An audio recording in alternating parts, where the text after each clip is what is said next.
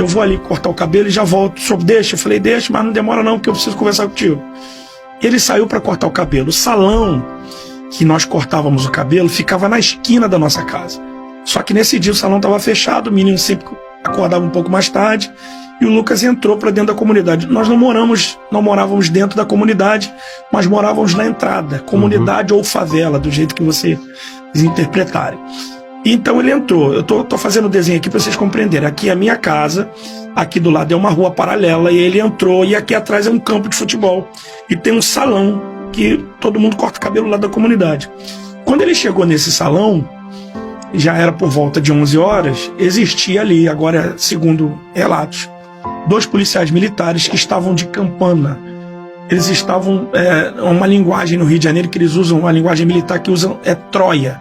É quando eles ficam escondidos numa comunidade, eles são deixados lá no meado da madrugada, que ninguém vê, eles ficam ali observando o movimento, a boca de fumo, enfim.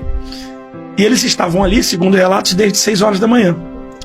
Então esse cara, quando viu meu filho chegar, um dos policiais, abriram a caixa do correio e colocou o bico do fuzil pro lado de fora e deu uma rajada de fuzil. Essa rajada de metralhadora um tiro pegou no braço do Lucas. E os outros meninos que estavam do lado de fora correram para dentro do ambiente, que era o salão de cabeleireiro. O salão era muito estreito, então tinha uns 4 meninos que ninguém tinha envolvimento com boca de fumo, ninguém era traficante. Eles entraram e o Lucas não conseguiu entrar. E como ele estava baleado, ele voltou como quem volta para casa. Só que ele desfaleceu, porque o tiro de fuzil era um fuzil 762, fratura exposta no braço dele. Então ele pediu socorro. Uma moça saiu de casa, que conhecia a nossa família, conhece ele, abraçou o Lucas para socorrer ele, botar para dentro de casa, enfim, porque ele estava sangrando. O policial saiu do abrigo, rendeu a mulher. A expressão que ele usou é que se você não largar ele, eu vou te dar um tiro na cara. A mulher abriu os braços, ele deu outro golpe no fuzil e deu um tiro a queima-roupa na barriga do meu filho. Isso foi em fração de segundos. Eu estou em casa, mexendo no computador, nós ouvimos os tiros. A minha esposa saiu do lugar onde ela estava lavando roupa e perguntou onde que o Lucas estava. E eu falei, o Lucas saiu para cortar o cabelo. Quando eu falei isso, simultaneamente a vizinha gritou, Valéria, Albert, corre lá atrás porque o Lucas acabou de ser baleado. Aí o meu chão foi embora. Porque eu nunca tive histórico na minha família, na família da minha esposa, de alguém que tenha sido baleado. A gente sempre foi uma família pobre e simples, mas nunca tivemos esse histórico, nem de assalto à mão armada. Sim. Então eu comecei ali, porque o filme vem rápido, comecei a viver uma ambiência que eu não estava acostumado a viver. Então eu fui do jeito que eu estava. Tinha acabado de acordar, eu fui do jeito que eu estava. E corri os 150 metros mais distantes da minha vida. Quando eu cheguei lá, a minha mente funcionando, eu falei, eu deveria ter pego o carro, porque o Lucas tivesse estilhaço de bala, baleado, alguma coisa assim. Já deveria ter pego o carro para poder socorrer. Quando eu cheguei lá, na verdade, ele não estava sentado como eu imaginava, baleado, com fragmento. Ele estava deitado de bruço. Assim que eu cheguei, o policial estava lá. A população começou com aquele alvoroço, querendo linchar o policial, porque só tinham 2 policiais, e a comunidade não oferecia resistência. Porque se oferecesse resistência, não tinham só 2 policiais. Então não tinha traficante, não tinha... Então a comunidade ficou alvoroçada. Esse cara me viu, ele me rendeu um fuzil e perguntou quem eu era. Eu falei, eu sou pastor e sou pai do menino. Eu vim socorrer meu filho. Ele falou, teu filho deu tiro na guarnição. Nós respondemos a injusta agressão. Eu falei, meu filho não pode ter dado um tiro porque meu filho é crente. Ele estava na minha casa agora. Quer dizer, ele saiu da minha casa armado. E eu não vou discutir com o senhor, eu quero ver meu filho. Quando eu cheguei, vi meu filho de bruço, buscando ar para respirar, buscando oxigênio. Eu segurei na mão dele e comecei a falar, Deus está no controle, Deus vai te livrar dessa. E ele chorando, ele não conseguia falar. Eu falei, pai te ama, eu te amo muito, filho, segura aí que a gente vai te socorrer, tererê. E a população começou a vir para poder ir inflamando aquilo, socorre ele, não socorre, não socorre. Eu vou trazer uma dramaticidade disso, não que eu queira enfeitar, mas eu tenho um problema de asma.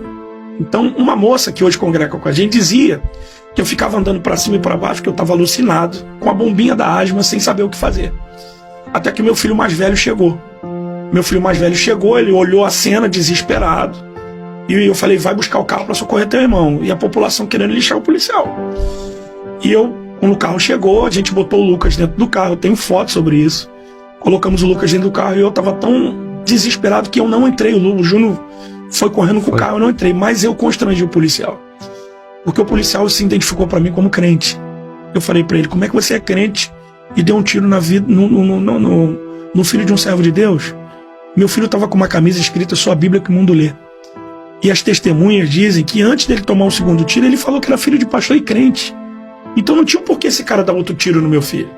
Então eu falei, se você é crente, você é cristão, então socorre meu filho, entra no carro e socorre. Quando esse cara entrou dentro do carro, a pistola dele caiu no chão. Ele estava de fuzil e estava com a pistola no coldre. A pistola caiu no chão. Aí o diabo veio na minha mente. Eu sou homem, cara. Ele falou, pega essa pistola, dá um tiro nesse cara que esse cara matou teu filho. Eu me lembro que eu me defendi dizendo, eu sou crente, não posso fazer isso. Eu mandei o cara pegar a arma, fechei a porta e deixei eles embora. Eu fui para outro hospital. Ele foi socorrido num UPA perto da minha casa. Eu fui para outro hospital porque eu estava alucinado. Adrenalina. Não. Enfim, aí eu fui para outro hospital, não estava lá e me ligaram. Não, ele está no UPA. Eu fui para o UPA. Quando eu cheguei no UPA, ele estava sendo socorrido. Mas eu acredito muito que ele já não estava mais. Ele já não estava vivo. E quando foi 12h38, o assistente social me chamou porque eu fui para um quartinho orar. O quartinho estava vazio. E a assistente social me chamou dizendo que ele não resistiu aos ferimentos. Eu não sei qual é a pior notícia que alguém pode ouvir na vida. Assim, veio um filme na minha mente porque meu filho nunca dormiu fora de casa. Meu filho nunca tomou uma gota de álcool. Meu filho não comia sem feijão. Ele não dormia fora de casa porque ele sentia falta dos pais.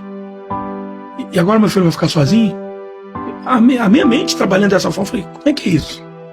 E o pior, como é que eu vou dar resposta para minha esposa que está em casa? O meu cunhado me abraçou, tal, fica calmo, tal. Não, eu tô calmo. Eu preciso saber como é que minha esposa tá.